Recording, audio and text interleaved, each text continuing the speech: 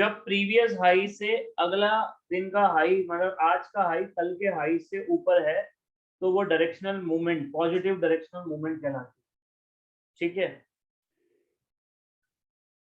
और इसी positive directional movement को हम कैलकुलेट कर सकते हैं। ठीक है, और हम उसके साथ साथ प्राइस के चेंज को भी देख सकते हैं कि भाई कितना चेंज आया वैल्यू में। ठीक है, अब जैसे कि बुक के अंदर अगर आप देख रहे होगे तो 7.7 पे एक फिगर बनी हुई है जिसमें डीएम प्लस लिखा हुआ है। तो वो बता रहा है पिछले हाई पे बार लगा दिया उनने और आज के हाई पे बार लगा दिया, दोनों के बीच में डिफरेंस में डीएम प्लस लिख दिया उन्होंने। पिछले लो पे बार लगा दिया और अगले लो पे बार लगा दिया, उन दोनों के बीच में डिफरेंस को डीएम माइनस लिख दिया। समझ में आ रहा है ना? तो that's called directional movement, plus में और माइनस में। तो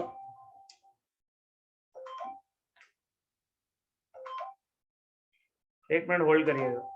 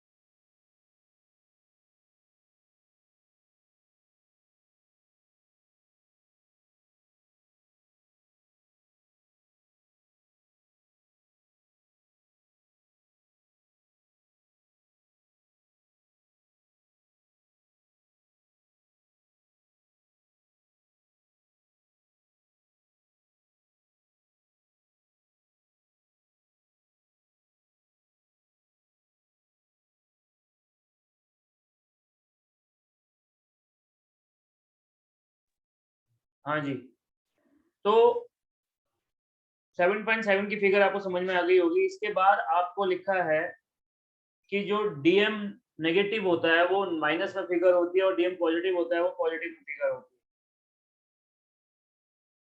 अगर कोई हाई पिछले हाई के बराबर है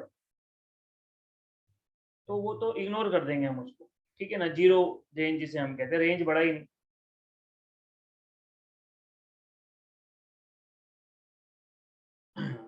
तो ये जो डीएम का कंस्ट्रक्शन होता है जिसको हम कहते हैं डायरेक्शनल मूवमेंट का जो कंस्ट्रक्शन है, उस डिफरेंस से इंडिकेटर बनाए जाते हैं जिन इंडिकेटरों का नाम होता है directional movement indicators.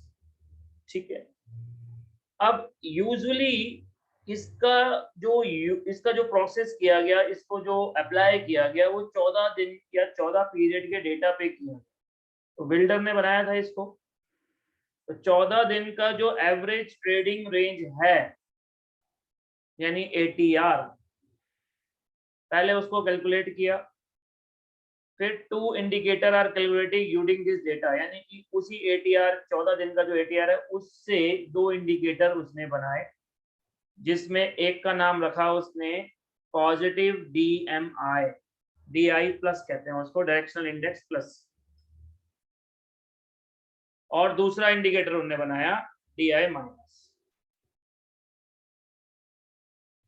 DI plus भी 14 दिन का रहेगा, डीआई माइनस भी 14 दिन का रहेगा। फर्क इतना है कि जो कैलकुलेट किए जाएंगे, हिसाब लिखा हुआ है calculation give the percentage of true range above equilibrium of दो 14 दिन, यानी कि ये जो DI प्लस है ये 14 दिन में जो पॉजिटिवनेस है उसको रिप्रेजेंट करता है और DI माइनस से 14 दिन में अगर कोई नेगेटिवनेस है तो उसको रिप्रेजेंट करता है। पॉजिटिव होगा तो ये लाइन ऊपर की ओर जा रही है, नेगेटिव में नेगेटिव वाली लाइन वर्कआउट करने लग जाएगी ऊपर और नीचे। इन दोनों को DI प्लस और DI माइनस को कंबाइन करा एक और लाइन के साथ जिसका नाम रख दिया ADX। ADX होता है एवरेज डायरेक्शनल इंडेक्स। तो एक तो लाइन ली हमने DI प्लस की जो 14 डेज की है, उसका मेन इंग्रेडिएंट ATR है और ATR के डेटा को बनाया गया। दूसरी लाइन ली गई DI माइनस की, वो भी 14 का डेटा है और उसका यूज किया गया एक और इंडिकेटर के साथ जिसका नाम है ADX। उसका जिक्र आगे होगा, जिसको हम ADX लाइन कहते हैं। फिलहाल पेज नंबर 116 पे 7.8 पे एक फिगर बना हुआ है जिसमें सिर्फ DI प्लस और DI माइनस को ही शो किया गया है। ऑन स्क्रीन आप लोग देख सकते हो, यहाँ पे भी हमने दो इंडिकेटर लगा रखे हैं।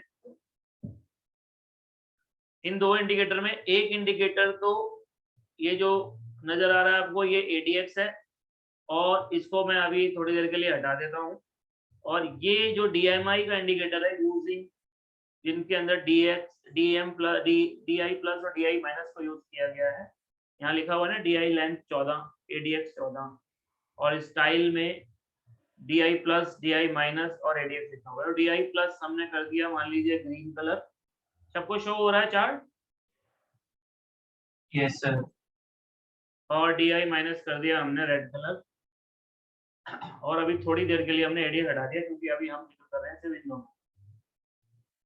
सेम ऐसा ही इंडिकेटर आपको बुक में 7.8 पे नजर आ रहा है, जिसका मतलब ये है कि ये हमें बाय और सेल सिग्नल रिप्रेजेंट करता है। जैसे मैंने निफ्टी पे लगा दिया, जब भी DI पॉजिटिव वाला, जैसे अभी करंट में देख रहे हैं, पॉजिटिव वाला क्रॉस करता है नेगेटिव वाले से ऊपर, पॉजिटिवनेस क्रिएट हो जाती है, बाय सिग्नल एक्टिवेट होता है।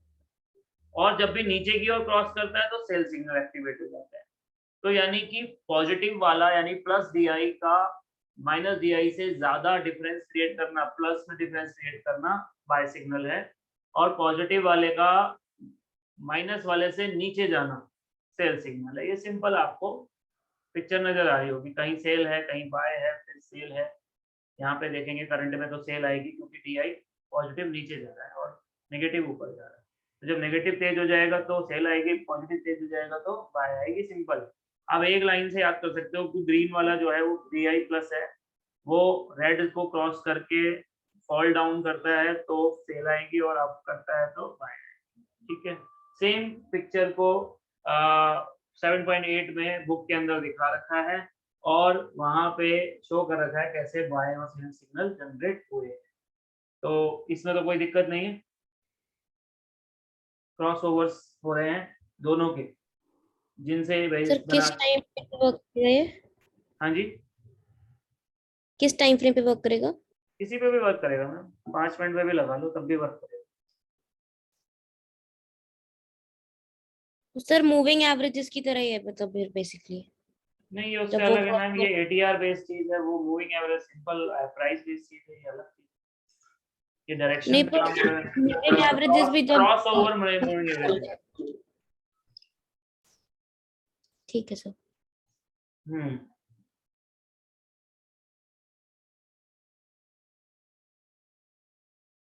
अब जैसे कि इसी सिर्फ इन दो चीजों को ही हमने यूज करना है, तीसरी कोई चीज यूज नहीं करनी। तो भैया जब हमने बाय सेल सिग्नल एक्टिवेट किया, ये जैसे हमारा सेल सिग्नल आया है, तो सेल सिग्नल के बाद हम निकलेगा, हम निकलेंगे दोबारा जब क्रॉस होगा, क्योंकि हम इन्हीं को दोनों को इस्तेमाल कर रहे हैं, किसी और का इस्तेमाल नहीं कर रहे। तो जब दोबारा से क्रॉसेस होंगे तभी निकलेंगे, वरना हम बैठे रहेंगे। तो ये बिल्डर का कहना था, बाकी अपनी मर्जी से आप चाहें कोई और टूल ऐड करना है तो। इसके बाद इसने DI can be used to create directional index.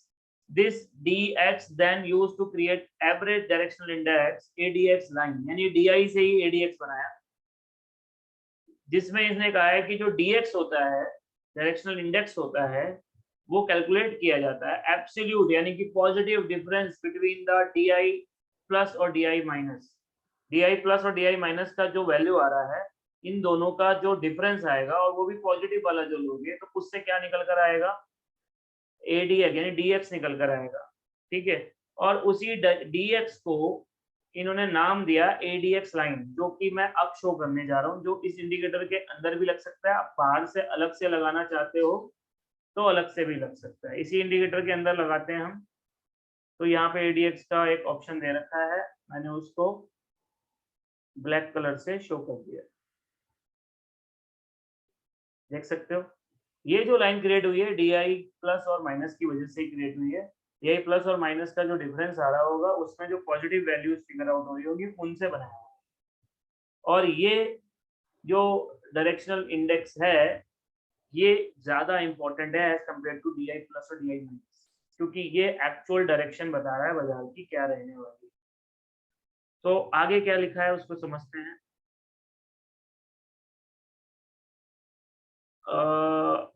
When one DI is very large compared to other DI, the market is moving strong in one direction and value of DI will be large. कहने का मतलब है अगर DI plus negative वाले से ज्यादा तेज ऊपर जाएगा तो बाय सिग्नल ज्यादा बड़ा हो जाएगा, नहीं तो सेल हो जाएगा। ADX is a smooth value of DX is plotted on figure 7.9. अब ये दिखाना चाह रहे हैं when the ADX is rising, market is increasing, trending in either direction. ये एक पॉइंट इन्होंने बहुत इंपॉर्टेंट जिक्र किया है कि जब भी ADX की चढ़ाई होती है यानी कि इंक्रीजिंग ऑर्डर में रहता है, बढ़ता रहता है, तभी ये किसी भी डायरेक्शन को स्ट्रेंथ देता है। ऐसा नहीं है अगर सेल आ रही है और ये भाग रहा है ऊपर की ओर तब ये सेल को स्ट्रेंथ दे देगा, बाय आ रही है और ये भाग रहा है ऊपर तो ये बाय को स्ट्रेंथ दे देगा।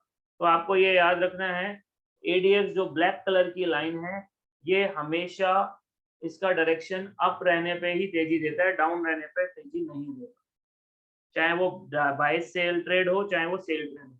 बाय और सेल ट्रेड तो आप DI1 और DI माइनस और DI प्लस से ले ही रहे हो, लेकिन उसमें जो कंफर्मेशन आएगी, जो तेजी आएगी वो तब आएगी जब इसका डायरेक्शन अप की होगी।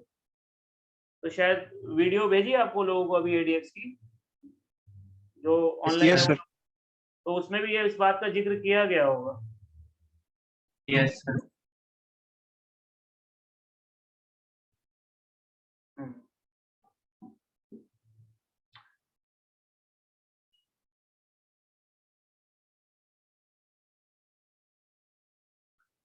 अब यहाँ पे एक जिक्र और किया जो मैंने वीडियो में भी जिक्र किया था कि जब कोई सिग्नल निकल कर आ जाता है ADX से, हमने जैसे कि मैं इसको 15 मिनट में लगा लेता हूँ।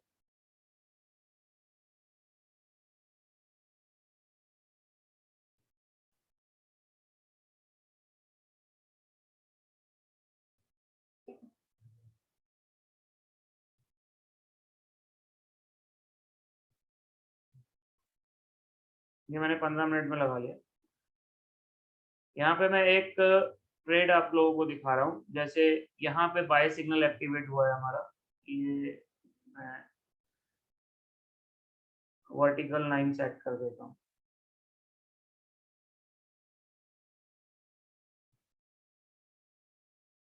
या इसको ले लो, ये सेल सिग्नल एक्टिवेट हुआ है, इसको ले लो इस तरीके। इसके बाद सेल आई है और जो DI माइनस है वो नीचे की तरफ गया है, DI प्लस ऊपर की तरफ गया है, और साथ में ये जो ब्लैक वाली ADX लाइन है ये डायरेक्शन अप हो रहा है। तो अभी तक जो बुक में बोला गया वो ये बोला गया कि भाई क्रॉसेस होने चाहिए तो बाय सेल सिग्नल लेना है, ADX लाइन का तेज होना, बढ़ना, इंक्रीजिंग ऑर्डर होना आपको ट्रेड को कंफर्मेशन देता है, वो हो गया। लेकिन निकलना कब है? निकलना तब है जब ये टॉप लगा देता है, ठीक है ना। यानी कि ADX लाइन अगर अपना टॉप लगा दे, पीक लगा दे या बॉटम लगा दे तो आपका मतलब तो यहाँ पे टॉप लगाना है, क्योंकि हमेशा हम स्ट्रेंथ में ही देखना चाहते हैं इसको। तो जैसे ही इसका टॉप लगा आपका एग्जिट प्लान रेडी हो जाता है। यही बात नीचे जिक्र की गई है कि इसके पीक जो है या इसके जो टॉप और बॉटम है वो valuable information about the price trend देते हैं, ठीक है। तो इसी को हमने स्ट्रेटजी बना दिया कि भैया इन द क्रॉसेस आवाज साफ नहीं आ रही, फिर से बोलो। टॉप पे करेंगे। नहीं क्लियर हो रहा सर, वर्ड्स वो कर दो आप, चैट पे लिखो।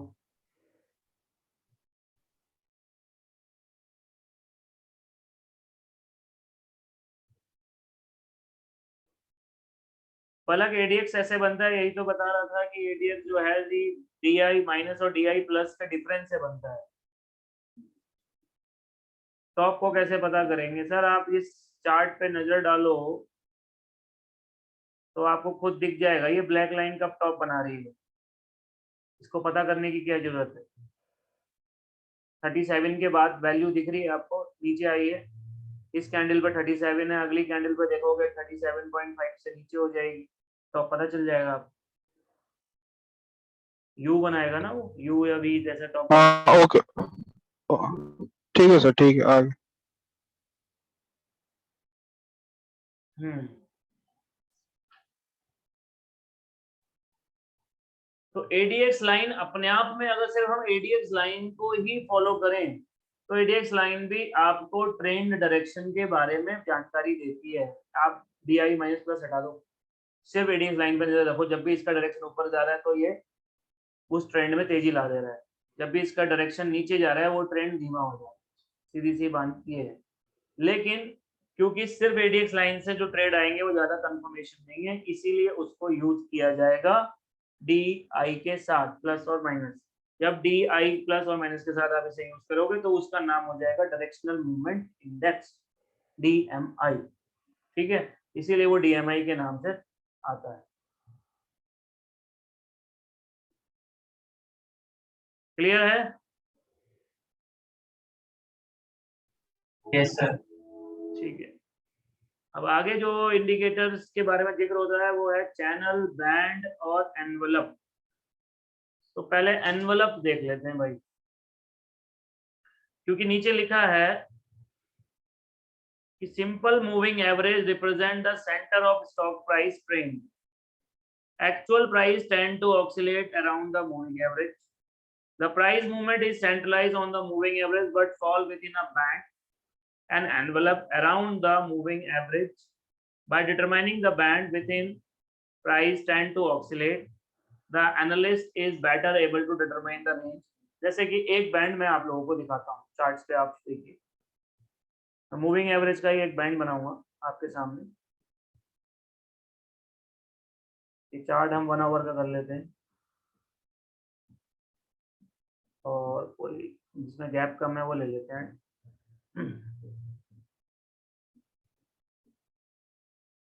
ठीक है, अब इस चार्ट पे हम एक बैंड बनाने की कोशिश करेंगे जो मूविंग एवरेज से बने। तो हमने मूविंग एवरेज ले लिया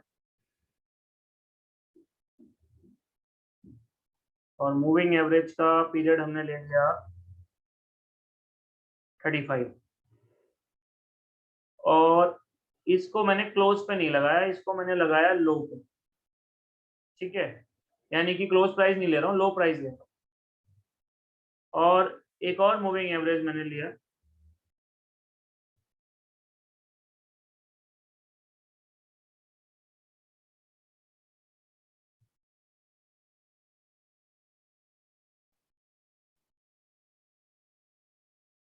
और इसको भी मैंने 35 का लिया, लेकिन इस बार जो सोर्स लिया मैंने वो हाई ले लिया।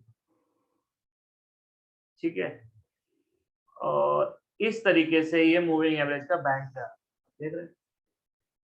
अब बैंड के नीचे सेल, ये देख रहे हैं यहाँ पे सेल आई है, और ये जो लाइन अभी इसने जिक्र करा यहाँ पे कि बैंड जो होता है उसके बार पास में आता है, तो देखिए बैंड ही आपका सपोर्ट रेजिस्टेंस का काम कर रहे हैं। रेजिस्टेंस लिया, यहाँ रेजिस्टेंस लिया, यहाँ बाय आई, उसके बाद यहाँ सपोर्ट लिया बैंड ने, यहाँ पे सपोर्ट लिया बैंड ने। अभी जो करंट बाय आई है उसमें भी यहाँ पे देखो बैंड सपोर्ट ले रहा है, सपोर्ट लिया फिर बाजार ऊपर गया। तो band also use for directional trade and support resistance, इसको कह सकते हैं। तो इस तरीके के बैंड जो है, ये तो मैंने वैल्यू बेस्ड बैंड बनाया, कुछ लोग परसेंटेज बेस्ड बैंड बना लेते हैं, 1% का डाउन या नीचे, जैसे बॉलिंगर बैंड है वो भी परसेंटेज बेस्ड बैंड। तो उसी पे ये बोल रहे हैं कि परसेंटेज बैंड बोलो, एनवलप बोलो, ये एनवलप ही है जो मैंने 35 का मूविंग एवरेज का बनाया, ये एनवलप है, इसी को एनवलप बोला था। इसी के ऊपर बाय सिग्नल और नीचे सेल सिग्नल, और इसी का सपोर्ट यूज किया जाता है। तो परसेंटेज एनवलप जो होता है वो है कि इसमें परसेंटेज फिल्टर को डिफाइन किया जाता है। 7.10 की फिगर में जो चार्ट बना है उसमें यूज किया गया है 10 और 26 का SMA, और साथ में यूज किया गया है 0.5 का एनवलप। देख रहे हो ना, डॉटेड डॉटेड लगा हुआ है उसके आसपास, तो वो एनवलप का एक बैंड ही बना दिया जैसे मैं यहाँ पे दिखाना चाह रहा था। उस बैंड का वो बार बार सपोर्ट या रेजिस्टेंस लेता है और आपके ट्रेड कैलकुलेट करता है। तो एनवलप का मतलब है दो रेंज पता साथ में दे देना, अप एंड डाउन की, उसको हम एनवलप कहते हैं। अब अगर नॉर्मल मूविंग एवरेज में लगाऊं, ये देखो मूविंग एवरेज।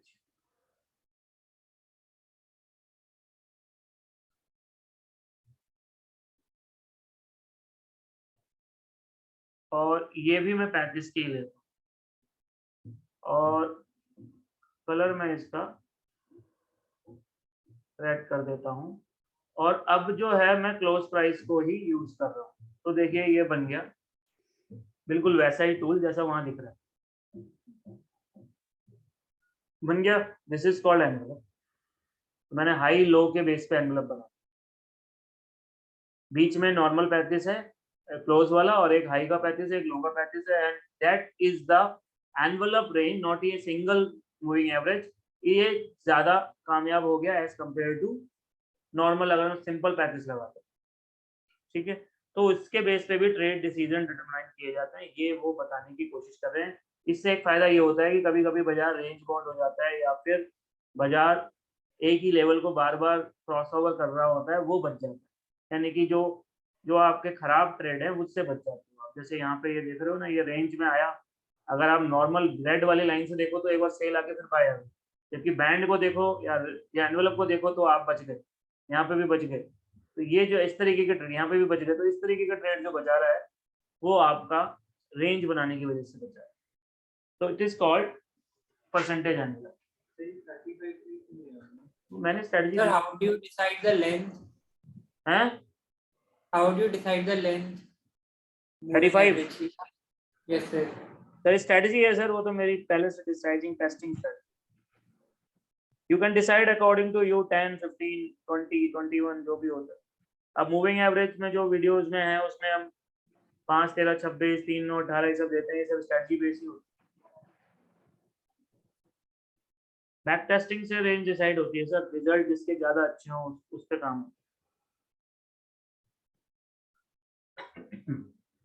बॉलिंगर बैंड का वीडियो भेजा है आप लोगों को मैंने? Yes, sir. वॉच कर लिया? बोलो भाई। Yes, sir. हाँ, यस सर। तो जो बॉलिंगर बैंड है वो भी मूविंग एवरेज से बना हुआ बैंड है, बस वो परसेंटेज प्लस मूविंग एवरेज को ज्वाइन किया गया। ये तो हमने वैल्यू में दिखाया। जो बॉलिंगर बैंड का बैंड देखते हो वो भी मैं दिखा देता हूँ, हालांकि आप लोग देख चुके होंगे।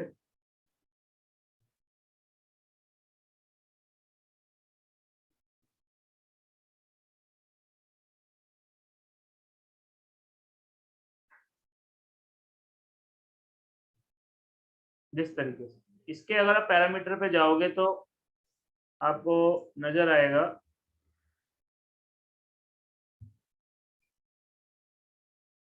कि 20 का लेंथ का मूविंग एवरेज है, और साथ में 2% का स्टैंडर्ड डेविएशन है अप एंड डाउन, जो बॉलिंगर बैंड में यूज किया जाता है।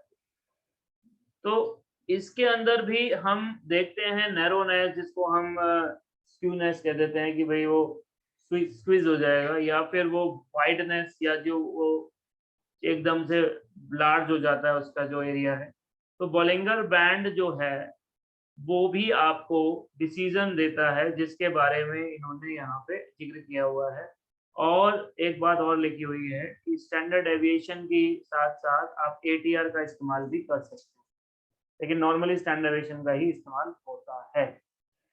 आप बाय सिग्नल वही एवरेज जो मूविंग एवरेज उससे ही लेना है, सिर्फ अपर बैंड और लोअर बैंड हैं जिनके थ्रू आपको ट्रेड डिसीजन लेने हैं। मैंने आपको जो बताया था उसमें कहा था कि जब भी ये स्क्वीज हो जाए तो उसके लिए वीडियो में जिक्र किया गया है कि जो जो जहाँ पे ये नैरो हो जाता है वो नेट नो ट्रेड जोन को हम डिफाइन कर देते हैं, और नो ट्रेड जोन के बाहर जब जाता है तो हमें देखना होता है कि मूविंग एवरेज से हमें बाय सिग्नल एक्टिवेट हुआ है या सेल, उसके हिसाब से हम ट्रेड लेते हैं। अगर आप लोगों ने वीडियो वॉच करी होगी तो कोई क्वेरी है बॉलिंगर बैंड से रिलेटेड तो वो आप बताइए।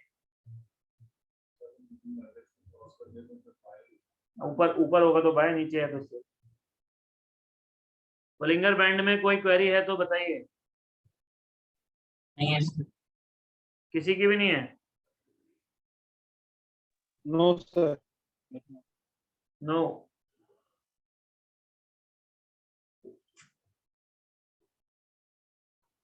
पलक?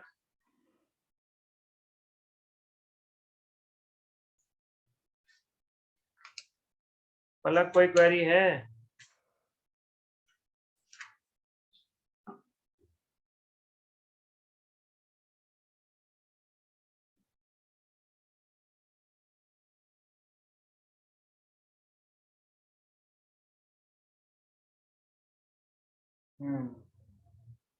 ठीक है, तो ये बोलिंगर बैंड वाला पैराग्राफ आप पढ़ लीजिएगा, इसमें कुछ खास ज्यादा नहीं दे रखा है, जहाँ कुछ लगता है मुझे इफेक्टिव है तो मैं पढ़ा देता हूँ।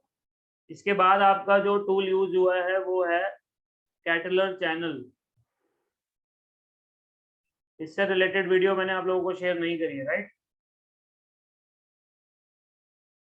करी है या नहीं? जल्दी Yes, sir. बोलो, करी है या नहीं? नहीं करिए सर। No sir. नहीं करी। बड़ा सोच सोच के बताते हो यार।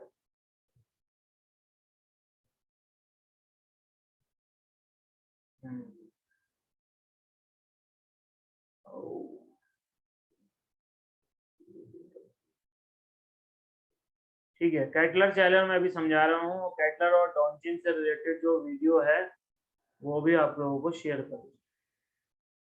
ठीक है, आज हम ये लेसन को खत्म कर देंगे।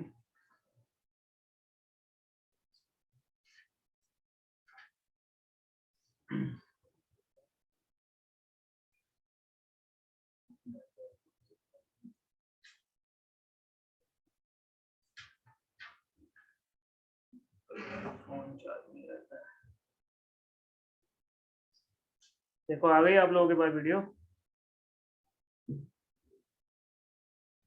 Yes sir.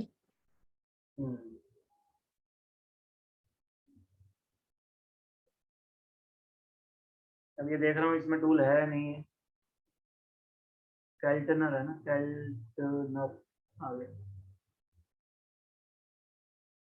ये भी बिल्कुल देखो, आप अगर नजर डालो तो बोलिंगर बैंड जैसा ही टूल है, पर इसमें फर्क क्या होता है कि इसमें ना टिपिकल प्राइस को यूज किया जाता है, नॉर्मल क्लोज पे यूज नहीं है। टिपिकल प्राइस होता है close high low, close high low divide by 3, HLC कह सकते हो जो मैं बोलता हूँ, high low close divide by 3, उसका यूज होता है इसके अंदर।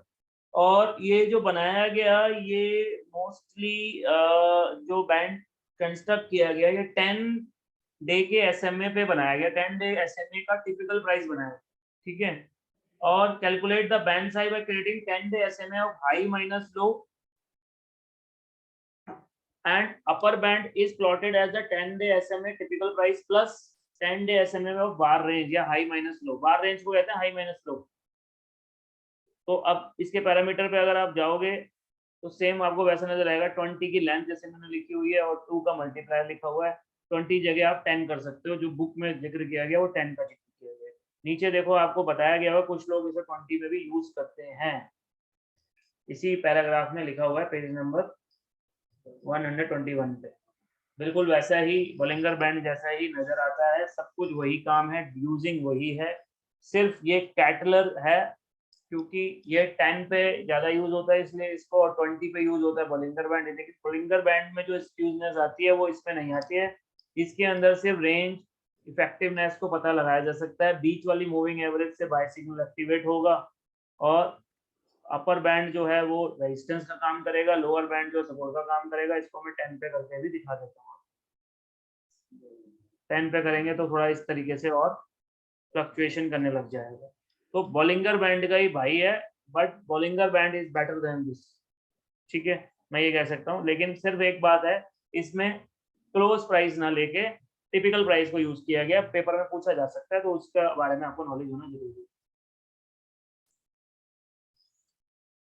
ओरिजिनल कैलकुलेशन जो कैटलर की गई थी, कोई पूछे तो भाई 10 डे पे ही की गई थी, बट आगे लिखा है analyst using this method extended moving average 20 पे भी करने लगते हैं, ठीक है। वो बोलिंगर जैसा ही है, लेकिन बोलिंगर में क्लोज प्राइस है, इसमें टिपिकल।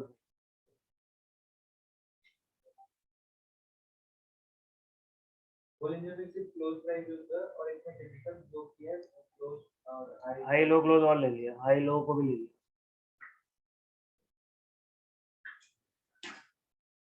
आगे इन्होंने एक और बैंड यूज किया गया है, वो STRAC स्टॉक बैंड का जिक्र है।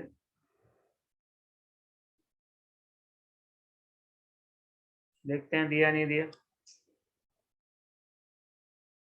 STARC होगा, STARC स्टार्क दिया हुआ है, स्टार्क बैंड। देख रहे हो ना, ये भी बोलिंगर बैंड जैसा ही है। स्टार्क बैंड इसका पूरा नाम होता है स्टॉलर एवरेज रेंज चैनल, ठीक है। The system use the ATR over 5 period added to the subtract from the 5 period SMA of the price to reduce band about price widener and shrinking। वही हुआ, बड़ा हो रहा है, जैसे बोलिंगर बैंड काम करता है ना, सेम उसी का ही, ठीक है, सिस्टर ब्रदर है, कुछ नहीं है। जैसे वो काम करता था वैसे ही ये काम करता है। इसमें सिर्फ अंतर ये है, ये 5 SMA को यूज करता है, वो 20 को यूज करता है। ये थोड़ा सा कम फ्लक्चुएशन, मतलब कि कम पीरियड का है। ATR की लेंथ इसमें 15 ली जाती है, ठीक है। और ATR के बेस पे बनाया हुआ है ये। बोलिंगर बैंड में ATR का यूज नहीं। ATR के बेस पे बहुत सारे इंडिकेटर बनाए जाते हैं, सुपर ट्रेंड भी ATR के बेस पे ही बना हुआ, ठीक है। तो ये भी ATR के बेस पे बना हुआ है। और साथ में जो मल्टीप्लायर है वो 1.33 दिया गया, जो K लिखा है ना इन्होंने, तो उसको इन्होंने K साफ लिखा हुआ है। It produce the band above price and shrink the change the ATR volatility just with the Keltner band. Length of the SMA use with the Starc can be adjusted at different trading investment horizon. ज्यादा चीज नहीं है, सिर्फ ये है कि ये भी एक चैनल है, इसके अंदर ATR का यूज है, 5 पीरियड पे इसे यूज किया जाता है, और ATR का इस्तेमाल इसमें 15 पीरियड का किया जाता है। ऐसा समझ लो कि जो ये 5 का मूविंग एवरेज बीच वाला जो चल रहा है, ये 5 का है, और आगे पीछे जो 15 का इसमें ATR उसी 5 मूविंग एवरेज पे लगा है, माइनस और प्लस में।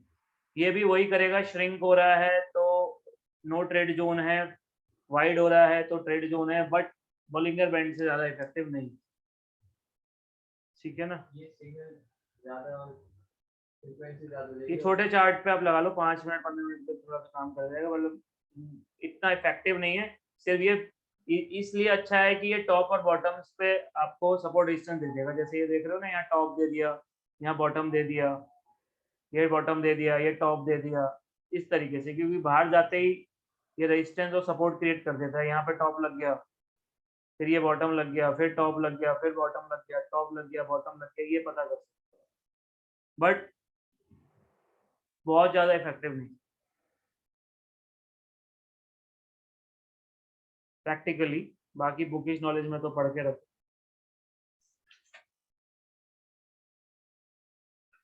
इसके अलावा एक डॉनचिन चैनल का और जिक्र है, वो मैंने वीडियो भेजी है आप लोगों को। वो भी हाई लो पे बना हुआ चैनल है। मैं 20 डे का हाई और 20 डे के लो पे बना रखा है। जैसे मैंने अभी 35 का हाई लो बनाया था ना, वैसे यहाँ पे इन्होंने डॉनचिन चैनल का जिक्र किया है। मैं इसको भी दिखा देता हूँ, हमारे पास 1 ही मिनट बचा है। डॉनचिन चैनल देख रहे हो, इसके बारे में स्पेसिफिकेशन मैंने बुक वीडियो में दे रखी है। ये भी क्या करता है कि बाजार जब अप की ओर चल रहा होता है, जैसे ग्रीन कैंडल्स बन रही हैं, तो ये डायरेक्शन से सुपर ट्रेंड में अप जा रहा होता है ना, वैसे ही इसके अंदर भी बाजार अप जा रहा होता है। जहां पे ही ग्रीन की जगह रेड बनना शुरू होती है, ये फ्लैट हो जाता है, यानी कि हाई जहां पे बन के बंद हो जाते हैं, उसके बाद ये फ्लैट हो जाएगा, और फिर वो उस लेवल को तोड़ेगा, तब ये रेंज अपनी आगे बढ़ाएगा। अगर वो उस पिछले लेवल को नहीं तोड़े, जैसे ये वाला हाई लगा था, इसको तोड़ा तो और आगे बढ़ गया सुपर ट्रेंडिंग, फिर इस हाई को तोड़ेगा तो और आगे बढ़ जाएगा, और फिर नीचे वाला बैंड भी शिफ्ट होने लग जाएगा, और नीचे की तरफ तोड़ेगा तो ये नीचे डाउन की तरफ जाने लग जाएगा। ये तो पूरा अप ट्रेंड था, ये डाउन वाला देखो, नीचे तोड़ रहा है, फिर फ्लैट हुआ, उल्टा हो गया, फिर फ्लैट नीचे आ गया, इस तरीके से काम करता है। बीच में इसका 20 मूविंग एवरेज लगा हुआ है, उसको आप देखोगे, उससे बाय सेल सिग्नल एक्टिवेट होता है। जैसे यहाँ बाय आया था, इससे पहले सेल आया, ये एग्जिट पॉइंट हो गया, जैसे ही ये फ्लैट हो जाएगा एग्जिट कर देना। इसका जिक्र वीडियो में अच्छे से किया हुआ है, एक बार उसको वॉच कर लेना।